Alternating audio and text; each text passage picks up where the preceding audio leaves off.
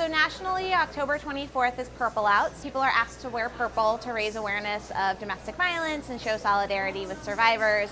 And we were able to partner with Potbelly this year for a Potbelly Goes Purple event to allow folks in the community to engage and to really visibly raise awareness in the community with businesses that they want to support survivors of domestic violence. And so this year our theme is Be the One, Play a Part, to really focus on the fact that everyone can do something to raise awareness of domestic violence, to support folks experiencing domestic violence, or to build a supportive community where there is no longer domestic violence.